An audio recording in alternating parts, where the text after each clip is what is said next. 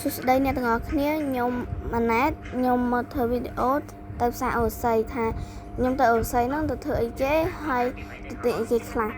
ហើយ this is my first video so បើមានអី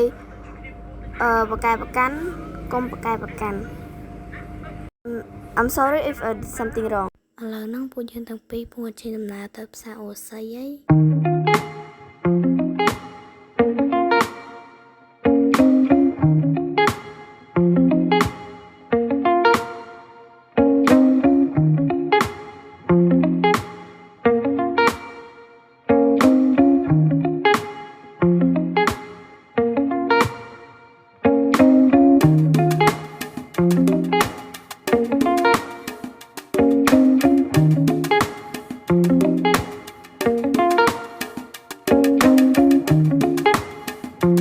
ពេលម៉ាក់ខ្ញុំដើរហ្នឹងកុំឆ្ងល់ថាគាត់ទៅណាគាត់មកទិញសាច់ក្រកនៅមួយគាត់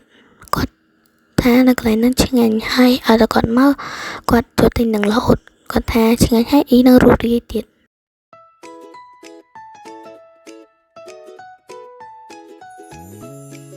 កន្លែងនេះម៉ាក់ខ្ញុំចូលទិញមកខៀមកតោះមានភ្លេចថត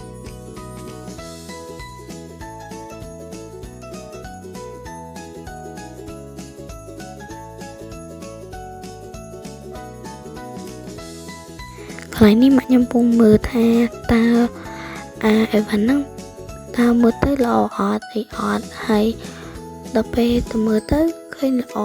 ហើយតមកអ៊ីអ្នកលក់ឲ្យចូលមើលគាត់មើលច្រើនណាស់គាត់ចង់ទិញពីមុខសម្រាប់ទុកហូបតមកអ៊ីអ្នកលក់ឲ្យចូលភ្លក់ក្របអីគឺមួខ្ញុំអត់សូវស្គាល់បងប្អូនហើយ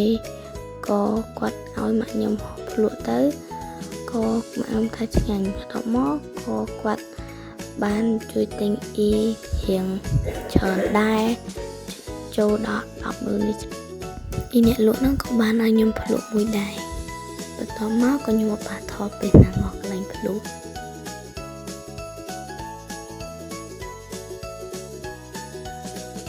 ម៉ាក់ខ្ញុំក៏បានជួយទិញអ៊ីហ្នឹង10នាទីកន្លះ1គីឡូ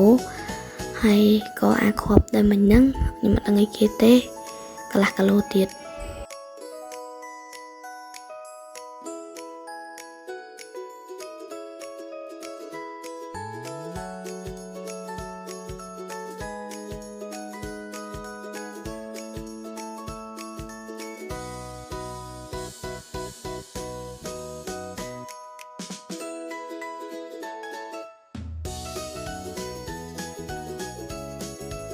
ពេលនេះម៉ាក់ខ្ញុំពងសុំគាត់